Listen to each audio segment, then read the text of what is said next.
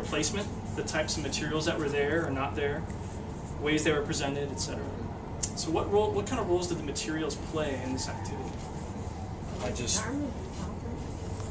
Sure. I would think that your materials are going to determine what you do. They play an important part in it. If you see something and it gives you an idea, the materials give you I mean, if give you just ideas. have a motor, and a battery, you got to have the materials to. See, I almost worked backwards from that though. I had a concept of what I wanted, and then looked at the materials that I had, and tried to achieve what I wanted using what was available. But how many fifth graders are going to be able to see a concept and then without seeing their materials?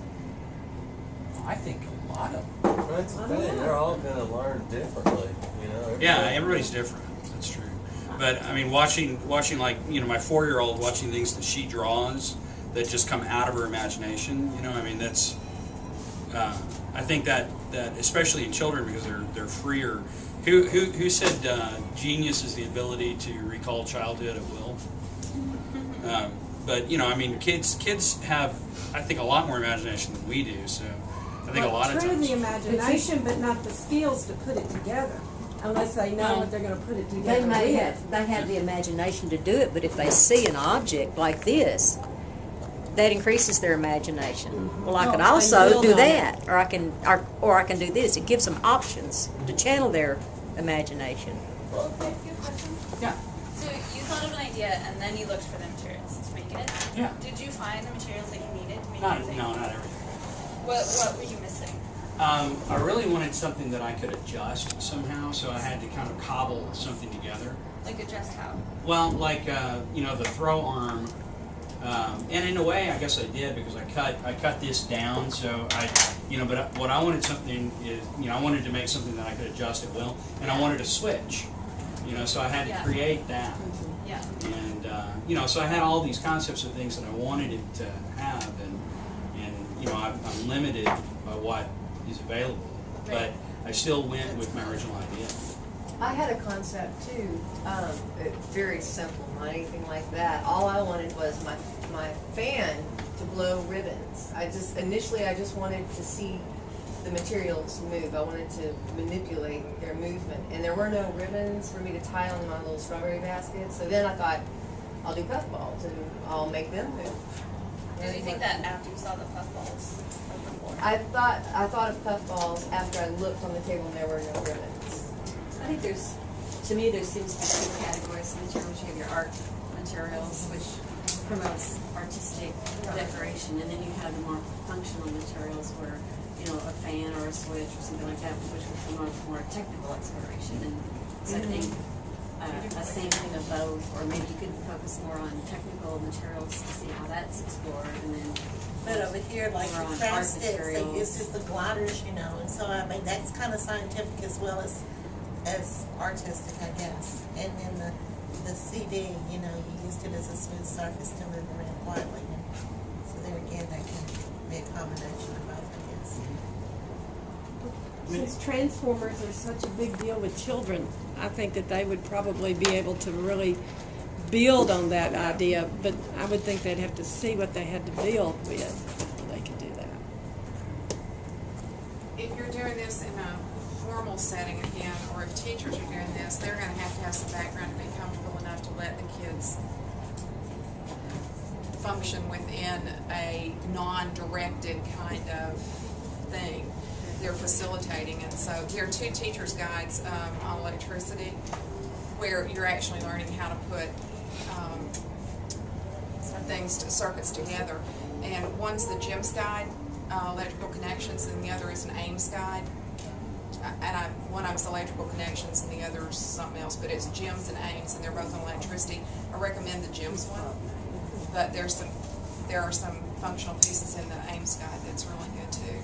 But if teachers or like us, if we have comfort level with circuits and things like that, then I think we give people more freedom because we feel like we can just answer a little bit and then let them go on and do themselves.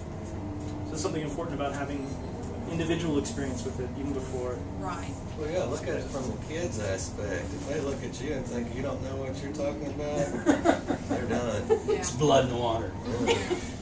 But also there's a fun component, and if you're not having fun with it and trying to encourage the fun in them, they don't have fun with it. That's what I call the big con. Yeah. Everything. Mindy, you had a. Yeah, I was staring at the table, and there's actually quite a few materials that nobody used.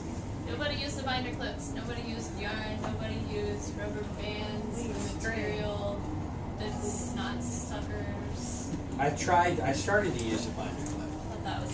I thought about it. Why do you have this? I personally, I'm not a very creative person when it comes to building things, but I mean, the sucker thing, I don't think I'd have to think quite a while about that to figure out a way to use that. So it actually was less obvious to some of those. For me, it was, yeah. Well, there were no parameters given either on the whole project, other than the words. I think you used Critter Zoo, and I think that's why a lot of people ended up with like organic, objects or things. But those things that you described weren't very organic either, and so there's that connection I think that subconsciously some people made that it had to have eyeballs, it had to look a certain or feel a certain way, and maybe that's the direction that people went because there weren't any. It was like, here's how to make a motor using a battery and a couple wires run, and have at it for a half hour, and you only gave one set of clues as to what we were going to do at the end, and I think that's what sort of guided people in a way. Good point. Did anyone feel horribly constrained by that prompt about making a critter zoo? I mean, did anyone feel sort of like really constrained that you couldn't explore some of your own ideas and exploration? I didn't, but I didn't hear you say that. I don't know that I heard you say that. Well, that's an even better side of the point. Nobody felt Yeah. constrained, but we were all guided, to some degree or another. That's one of the little tricks that we use sometimes is we'll give a prompt that we're perfectly aware half of you are going to ignore, just so that if you need a direction to go, there is one. We have one more question that I think that if y'all had some Velcro strips, it'd help to attach the motors. That would be, Yeah. either those And then Velcro or those little, sticky things. those gel sticky things. Yeah. That would help. Or the white. I wanna just pull out one thing that I noticed in what you guys said. It seemed like the materials served two purposes. One of them was to inspire you guys. Like some of you came up here, found something that inspired you, and then made something with it. And the other reason people came up to these materials was because they had a specific thing in mind, and they were looking for something that would fill that function. So I think when you are putting materials together for activities, that's important to remember. You want both aspects to be there. We were going to do this as a conversation, but it's getting to be about lunchtime, and I want to respect the fact that we still want to give you time to explore. So we're going to write for homework tonight,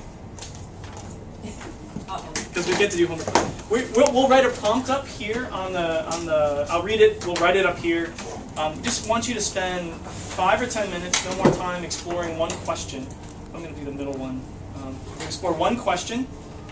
We're not even going to necessarily discuss it tomorrow, but it's something that we think that will be discussion through the rest of this workshop and future ones. It's another strand that's going to come up. So I'll read it out. We'll write it down. So if you don't quite capture it all, we can get that there. And it's this idea of how do you balance the need for information to get started and the power of exploring your own ideas and investigations. So again, how do you balance the need for information with the power of exploring your own ideas and investigations? And we'll be coming back to that, I think, quite a bit over the next couple of years.